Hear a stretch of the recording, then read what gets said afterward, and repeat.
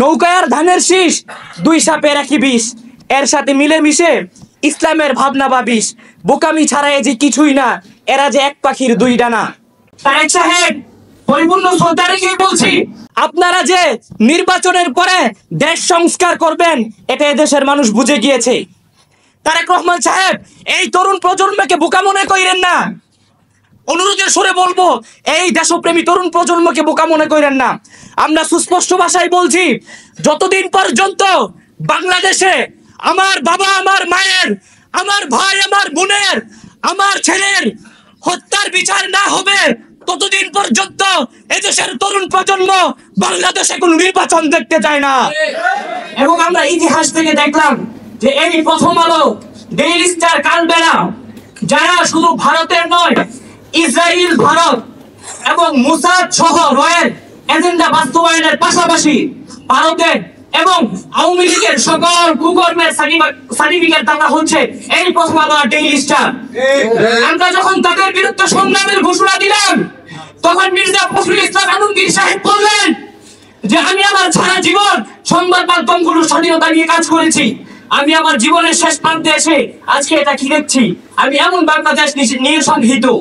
আমি মির্জা ফখরুল ইসলাম আলমগীর সাহেবকে বলতে চাই, মির্জা ফখরুল ইসলাম আলমগীর সাহেব জানেন না, বিগত 15 বছরে এই প্রথম আলো ডেইলি স্টার, কালবেলা বাংলাদেশ ষড়যন্ত্রে লিপ্ত ছিল। যদি না জেনে থাকেন তাহলে আমাদের থেকে তথ্য নেন। অবশ্যই আপনি জানেন, তারপরেও তাদের পক্ষে কথা বলার কারণ হচ্ছে পশ্চিমা প্রভুদের মন, এবং আপনি জাতীয় নেতৃত্বে আসতে চান, আপনি ভারতীয়দের দৃষ্টি আকর্ষণ করে ভারতের সহযোগিতা নিয়ে বাংলাদেশের ক্ষমতায় আসতে চান। আমরা সুস্পষ্ট ভাষায় বলতে চাই, বাংলাদেশের এই তরুণ প্রজন্ম এখন বিদেশি প্রভুদের কাছে মাথা বিকৃত, এমন কোন নেতাকে বাংলাদেশে দেখতে চায় না। এরপরে গত 3 দিন আগে দেখলাম শ্রদ্ধাভাজন তারেক রহমান সাহেব বললেন যে বাংলাদেশে সংস্করণ এবং জাতীয় নির্বাচনের কাজ একসাথে করা উচিত। তারেক সাহেব, পরিপূর্ণ শ্রদ্ধা রেখে বলছি, আপনি তাকিয়ে দেখেন, আজকে আপনার দলের বিভিন্ন নেতারা আওয়ামী লীগের ব্যাপারে অনেক সহমর্মী মনে হয়।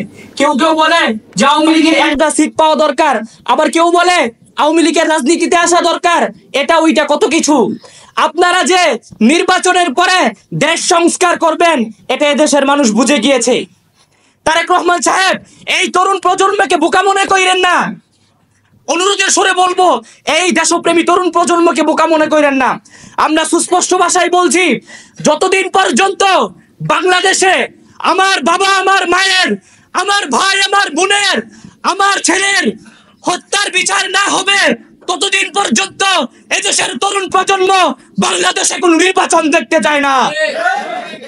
আজকে আমার বাংলাদেশের প্রখ্যাত একজন কবি আইনুদ্দিন আল আজাদ রহমতুল্লাহি আলাইহির একটা কবিতা মনে পড়ছে।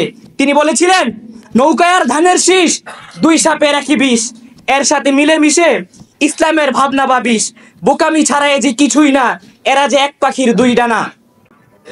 আমি দায়িত্বহীন কণ্ঠে বলতে চাই, আগামীর বাংলাদেশে বিপ্লব হবে চূড়ান্ত বিপ্লব।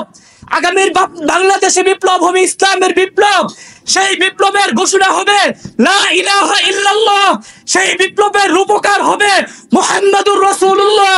সেই বিপ্লব দিল্লি, ওয়াশিংটন কিংবা বেইজিং নয়, সেই বিপ্লবের ঠিকানা হবে সোনার মদিনা। সেই বিপ্লবের স্লোগান হবে হয়তো খেলাফত নয়তো শাহাদাত।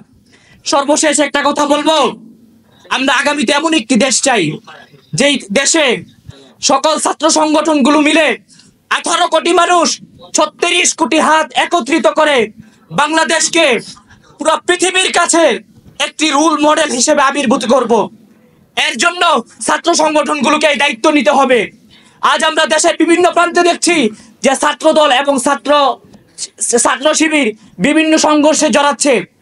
আজকের জাকবা ছাত্রলীগের প্রতিষ্ঠা বার্ষিকী থেকে বলছি, যদি ছাত্র দল এবং ছাত্র শিবিরের কারণে ছাত্র সংগঠনগুলোর মাঝে যেই ভ্রাতৃত্ববোধ এবং ঐক্য সৃষ্টি হয়েছে তা নষ্ট হয়, তাহলে আগামীতে ছাত্র সংগঠনগুলো ছাত্র দল এবং ছাত্র শিবিরকে জবাবদিহিতার কাঠগড়ায় দাঁড় করাবে।